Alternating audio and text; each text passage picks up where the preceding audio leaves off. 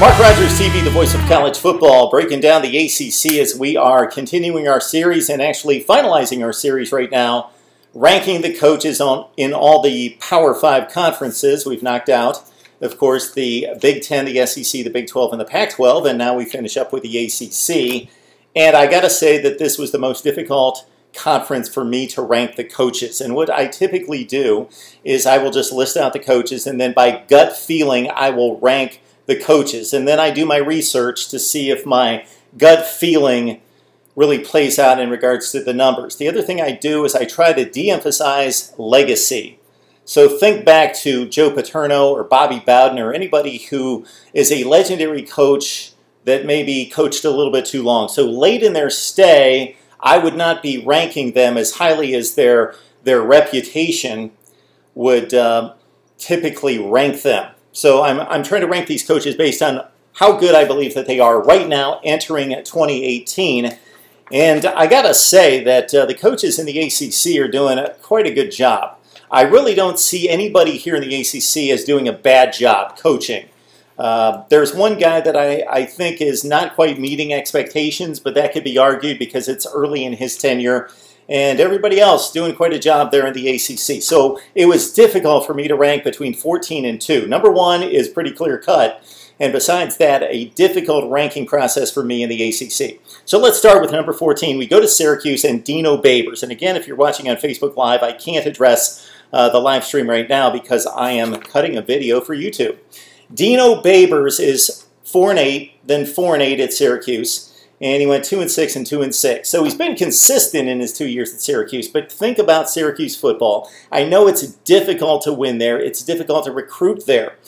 But as recent as 2012 and 2013, the Orange went 8-5 and 7-6. So it can be done. They can win at a decent rate. They can reach postseason play at Syracuse. Now, when Dino Babers showed up 3 years ago, the program was not in good shape. It's in better shape right now, but 4-8 gives him a 14th placing in our rankings in the ACC. He's got the dynamic offense. That's what he's known for, is the up-tempo passing game. He's got that mastered, but he's got a complete football team, and he's got to be able to recruit and coach up the other units on the football team, and he has yet to do that. They had a big win against Virginia Tech in 2016. They followed that up with an enormous win against Clemson in 2017, but besides that, Syracuse has not reached postseason play these 2 years. So 4-8 for Dino Babers. He's our 14th ranked coach in the ACC. All right, at number 13, we've got Larry Fedora at North Carolina. Okay,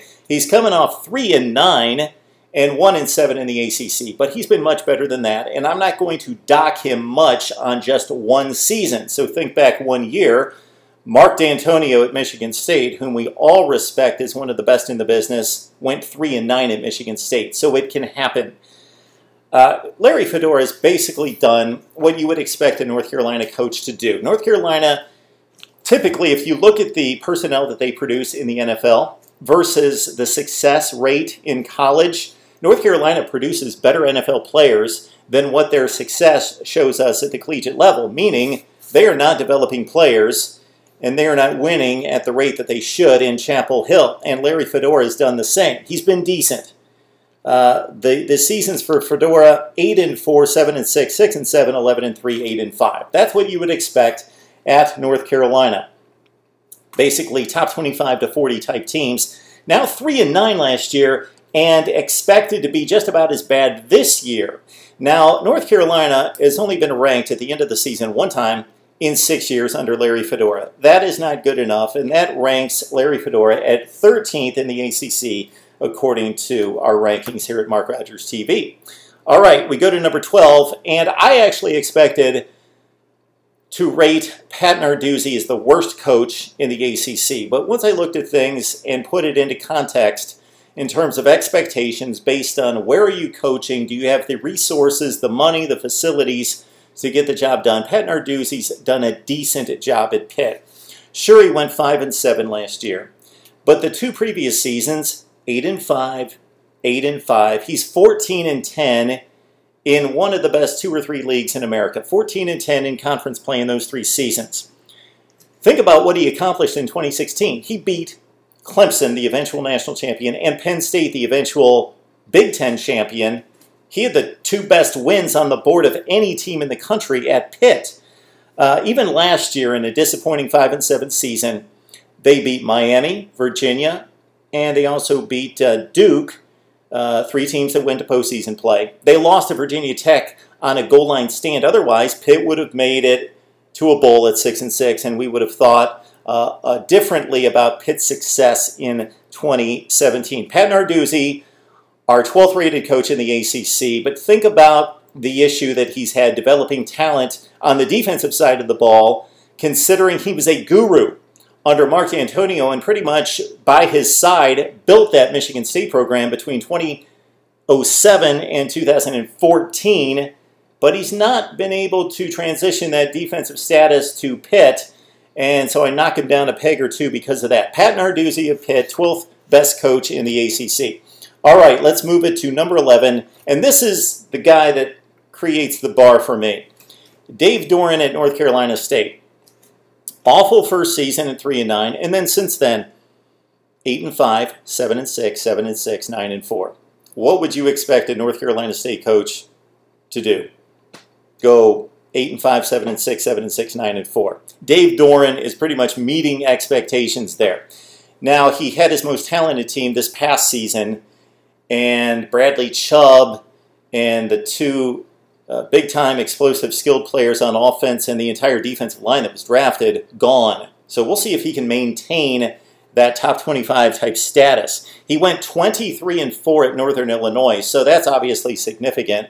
But considering Northern Illinois wins despite the coach, they always win. Dave Doeren doing his job at North Carolina State. That's why I rank him at number 11 in the ACC. All right, at number 10, Steve Addazio. Not winning as much as Dave Doeren is at North Carolina State, but he's at Boston College, a difficult place to recruit to, and with 2- and 3-star athletes. Steve Addazio, throw out the 3-9 season, which you can't do, but I'm saying besides the 3-9 in 2015, he's racked up 4 7-6 seasons. He has to play a specific style of offense to try to move the chains, absorb the clock, keep the other offense off the field, not expose his team that's devoid of talent in comparison to the Clemsons and the Florida States and the Louisville. So Boston College has to maximize technique, fundamentals, not making mistakes, and Steve Addazio's done a pretty good job of doing that, going, again, 7-6, 4 of his 5 seasons. All right, so 7-6 is kind of the standard there. If he's able to eclipse that, I would say every 4 or 5 years, then he would be meeting expectations. Basically a 500 team, but doing better than that every cycle in which he gets a group of seniors together that can be better than that 7-6 team. But Steve Addazio, not ridiculous expectations at Boston College, and he's pretty much meeting those or maybe exceeding those considering what he stepped into early there at Boston College, where they at one point, Boston College was winning in the past in the 80s, 90s, even up to the Matt Ryan years up to 2007. BC was a top 25 program, but the schedule is much more difficult in the ACC, and it's just a different time and place for Boston College football. So we've got Addazio at 10. Then at number 9, Willie Taggart. Difficult placing Willie. All right. So he started out at Western Kentucky. He takes over a program that's 0-12. And he goes 2-10, and within 2 years, he's 7-5, 7-5, and going to bowl games at Western Kentucky. Then he goes to South Florida. They're 3-9. It took him a few years to get it going there with the Bulls. But by the time he left, 11-2 and in the top 20 in the country. He gets the Oregon job. They bottomed out at 4-8 the year before Willie Taggart was there. He did a decent job. They went 7-5 with that talent in that conference. That's about what you would expect of the Ducks last season, and almost impossible to evaluate Willie Taggart's job at Oregon in one season. Now he takes over at Florida State, and you would think that Florida State would not be hiring the 9th best coach in the conference. So I would expect Willie Taggart to succeed at Florida State and do very well. The players love him. He's got seemingly that it factor, and we'll see if he's got real success For a program that's been overtaken by Clemson, the real success for him would be if he can reclaim the ACC over Clemson. But if he's able to compete with Miami and Clemson and kind of share those ACC championships, that would be a decent success for Willie Taggart, our 9th best coach in the ACC. All right, at number 8, Bronco Mendenhall, who was at BYU forever, 11 years at BYU. Consistent winner there. First in the Mountain West, where he won really big. He was ranked 4 consecutive years at BYU. Then he became a coach of an independent team when BYU went independent. The schedule became tougher, but he's continued to win very solid fashion. 10-3, 8-5, 8-5, 8-5, 9-4 before he goes to Virginia. Okay, Virginia's been awful for a decade. They have not won anything for a decade. He comes in, give him a pass the first season, they go 2-10. He's establishing the program. He's figuring things out. The team needs to get acclimated to him and his staff. Next season, last season, he goes 6-6, loses a bowl game, but good progress from season 1 to season 2. Bronco Mendenhall at Virginia. We'll see what he can do from here. It should be interesting. He's our 8th best coach in the ACC. All right, to number 7. So for coaches that don't recruit well, like a Bill Snyder at Kansas State, like a Paul Johnson at Georgia Tech, you can look at it half empty or half full. So Paul Johnson at Georgia Tech brings in like recruiting classes that are ranked 50th, 60th, 70th in the country, and he wins. So is he a bad recruiter, which is part of his job, or is he a guy that develops talent and gets the most out of his talent? You can look at it either way. He's 75-54 at Georgia Tech, 46-34 in conference play, but he got off to a great start. His first 2 teams were really good after coming from Navy, in which he had good success for 6 years. So I expected to rank him higher going in, but considering after those first 2 seasons, Georgia Tech has not been ranked at the end of the season in the top 25 poll 7 of the last 8 years. They're only 9 games over 500. They're only 4 games over 500 in the ACC during that span. That's just not that good. Georgia Tech should win a little bit more than that. So it's been a good launch to his career in Atlanta. They've slumped. They've been decent. They've been fine. They've gone to bowl games most of the time, but not finishing ranked 7 of 8 years and only being 4 games over 500 in the ACC after the first 2 years. Drops Paul Johnson to the number 7 spot, the master of the triple option there at Georgia Tech. All right, we move on to our 6th best coach in the ACC. And I'm going to go with Justin Fuente of Virginia Tech. And I expect him to do much better than this in future rankings. So my gut feeling is that Justin Fuente is better than 6th in the ACC. He went to Memphis. Memphis, what are the numbers here? He had to take over a bad program. Took him a few years, so he goes 7-17 his first 2 years in Memphis. Then he turns it around to 19-6 and wins the American Conference over the likes of Houston and Navy and Central and South Florida. All right, he's pretty much done in 2 seasons what you would expect a coach at Virginia Tech to do. This is a top 25 program. It's not elite, but it's top 25 in the nation. And he's gone 10-4, 9-4. Lost the ACC championship game, split the bowl games. So he's been fringe top 25 bowl seasons. This should be, in Virginia Tech, the 2nd best program in the Coastal Division behind Miami. Miami's got the recruits in Florida to draw from. Virginia Tech should be the 2nd best in the Coastal. So if they do that, they're on par with expectations. If they drop in with the rest of the pack, the likes of Georgia Tech and North Carolina and Duke, then Virginia Tech and Justin Fuente not doing his job. But so far so good for Justin Fuente, the 6th ranked coach in the ACC, according to MarkRogersTV. Would love to hear your rankings as well. Again, we're live on Facebook Live, but the official post will go to YouTube here in just a few minutes. At number 5 in our coaching rankings in the ACC is a guy that's doing a tremendous job at a place that is one of the worst football programs historically in the nation, and that's Wake Forest, Dave Clawson. It's tough to win at Wake Forest. Listen to these numbers. There has not been a Wake Forest head coach who has finished with a winning record for his career since going back to, love this name, P-Head Walker. P-Head Walker, he got the job done, 77 and 51 between 1937 and 1950. From 1950 until just a couple seasons ago, no coach in Wake Forest history had a winning record. Dave Clawson still doesn't have a winning record, but he's working on it because after going 3-9 and 3-9, he's going 7-6 and 8-5 with 2 bowl victories the last 2 seasons. He has completely transformed an offense that was one of the very worst in college football just a couple seasons ago, revamped the offensive line, turned it into a passing juggernaut with explosive players all over the field. Great recruiting job by Dave Clawson, getting the type players he needs for his offense and making Wake Forest a viable program in the ACC in just a few seasons. All right, now to our number 4 rated coach in the Atlantic Coast Conference. It is David Cutcliffe. What a job this guy does. All right, David Cutcliffe was at Ole Miss, and really, look at that career. He went 44 and 29, so he exceeded what the previous coach did. And then, which was Tommy Tuberville, takes over for Tuberville, a really good coach.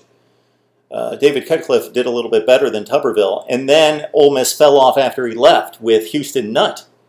So compare him to these 2 very successful coaches otherwise, and he did better than both of them. Then he comes to Duke, and he's been around now for 10 years at Duke, and I need a drink of water. David Cutcliffe, 10 years at Duke, he started off bad. The first 5 were pretty awful. But the last 5 have been pretty good, starting with the Coastal Division Championship in 2014. He's known for his passing game. He's known for being a quarterback whisperer, working with, of course, Peyton and Eli Manning. And this guy is just well respected as a solid man that's going to run the program. You don't have to worry about scandals, NCAA probation, not with David Cutcliffe on the sideline.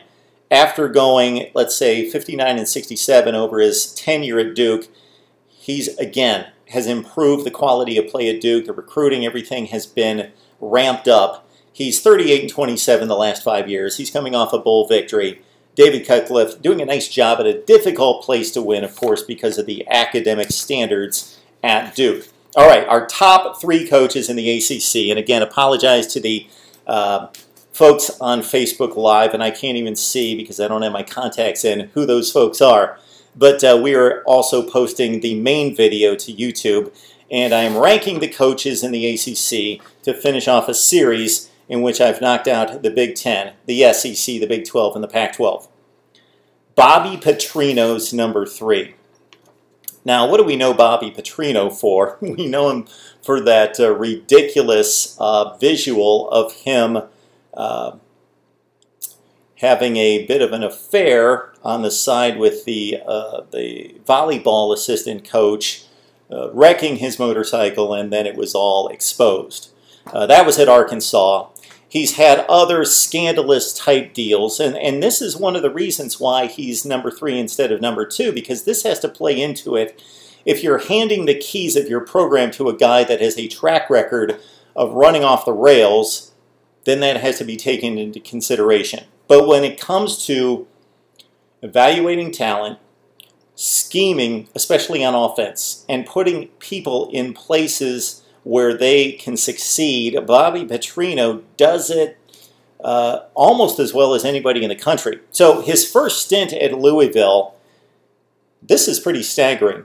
He went 9-4, 11-1, 9-3, and 12-1. He finished in the top 10 in the nation twice. He goes to Arkansas. They were awful under John L. Smith.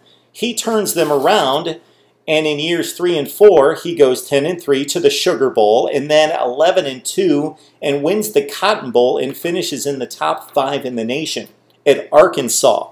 What's Arkansas doing now? What did Arkansas do under a really good coach in Brett Bielema? Nothing close to that. Bobby Petrino the job that he did. And if you look at the last 2 years at Arkansas, when he did go 10-3 and go 11-2 and go to those prestigious bowl games, the list of ranked teams that he defeated in the SEC is pretty impressive. All right, takes the cup of coffee at Western Kentucky to get his coaching career back online. He comes back to Louisville. He hasn't been quite as successful because the program now in the ACC and the competition is more difficult. He's 34-19, and he's 21-11 in the ACC in the second stint at Louisville. He's done a nice job, but he's got to get by those two elite programs in the same division, Florida State and Clemson, and that's going to be difficult for him to accomplish. He's a knucklehead. I wouldn't want him coaching my football program. I would not hire him, but I'm evaluating coaches based on winning versus the expectations versus the limitations and facilities or the resources and the money. And then also, can you draw the confidence of the fan base that you're not going to run the program off the rails? That's where Bobby Petrino takes a step back, but he's still number 3 in the ACC because the coaching record is pretty outstanding. All right, number 2 in the ACC. I'll hear from my Miami fans on this one. Here we go. Mark Richt. And I said at the beginning of the video that I could throw out coaches 2 through 14 in the ACC, and I could legitimately make an argument for any one of them being rated higher or lower on this list. It's that close. I didn't have this kind of problem in any of the other conferences except in the ACC here. All right. This guy, Mark Richt, is the anti-Petrino. Petrino running off the rails. Got to be concerned about what he's going to do next that's going to embarrass your program. Not with Mark Richt. He is a solid guy.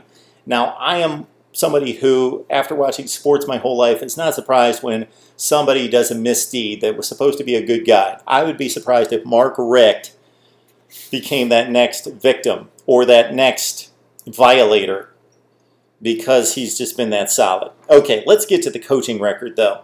So at Miami, he took over an underachieving program that should have been great, but it wasn't. It was marginal, and he has increased the win total and the performance each season. From 6 wins before he got there to 9 to 10 last year, and the finish was less than pretty in losing 3 consecutive games, but to 2 of the top teams in the country. 15 years at Georgia, he went 83-37 in the best conference in America. He won the SEC twice. He finished ranked 12 times. He finished in the top 10 7 times. And the 2002, 2007, and 2012 teams could have won the national championship. And certainly that 2012 team. And this is where I give the coach a break because they don't go out on the field and they can't block and tackle and throw passes and catch passes for the players. He directed a team against mighty Alabama that should have won that game, but they fell 4 yards short, or 1 play or 1 second, however you want to frame it, against Alabama, and we all believe that they would have won the BCS championship game against Notre Dame. Mark Richt, 15 years at Georgia, they were just totally consistent, and I know Kirby Smart is going to put a certain narrative and throw a little shade on Mark Richt because he took Georgia to the national championship game last year. But consider that the 3 previous coaches to Mark Richt at Georgia, Jim Don and Ray Goff, they did little. They didn't match Mark Richt's standards at Georgia. And even Vince Dooley, the immortal Vince Dooley, well, he's immortal because he won 1 national title in 1980. But his last 7 or 8 years at Georgia were not as good as what Mark Richt produced. So he raised the bar at Georgia that had not been in that realm since the early 80s. So Mark Richt, I got him at number 2 in the ACC. Of course, he needs to reach the elite with Miami to keep his job and be ranked this highly going forward. And at number 1, this is just the easiest selection, as much as Nick Saban in the SEC or Urban Meyer in the Big Ten, and that's Dabo Swinney. When he took over Clemson, they were a fringe top 25 program and had been for a number of years. They are elite By every definition, they are elite. It did take him some time here. He only went 19-15 his first 3 years. Then he went 42-11 the next 4 as they got better and better and better and better. And now in the last 3 seasons at Clemson, Dabo Swinney is 40-4. He's lost 4 games, and 2 were to Alabama. It was almost like that 2011 Orange Bowl was the turning point for the program. He had brought them to a certain standard. They had improved. They won the ACC in 2011 for the first time in forever. They get to the Orange Bowl, and they are completely embarrassed by Geno Smith. Jets fans don't laugh. Geno Smith and West Virginia. They give up 70 points. He changes his defensive staff, defensive coordinator, brings in Brent Venables, and they took off from there. He's got this thing on a roll. The recruiting is outrageous. The kids love him. He's kind of a new school kind of coach. He's not the staunchy Nick Saban, Urban Meyer type. He mixes it up with the players, jokes with them, dances in the locker room, and he is the very best in the ACC, maybe the best in college football right now. He doesn't have the track record of the other guys that I mentioned, but my goodness. Florida State was the standard in the ACC just a few years ago. They won the national title, and they finished undefeated in the regular season the next season in 2014, and Dabo Swinney wiped that away and took over the ACC from Florida State. Should be a great matchup between he and Willie Taggart in the coming seasons, but he's the very best. Of course, he has won a national championship and taken Clemson to 4 consecutive college football playoffs. Those are my rankings for the ACC coaches, 14 all the way up to number 1 here at MarkRogersTV, the voice of college football. Please subscribe, like, and comment here on YouTube. For my friends on Facebook, again, sorry that I ignored the comments, but I needed to knock out the video for YouTube. We will see you next time.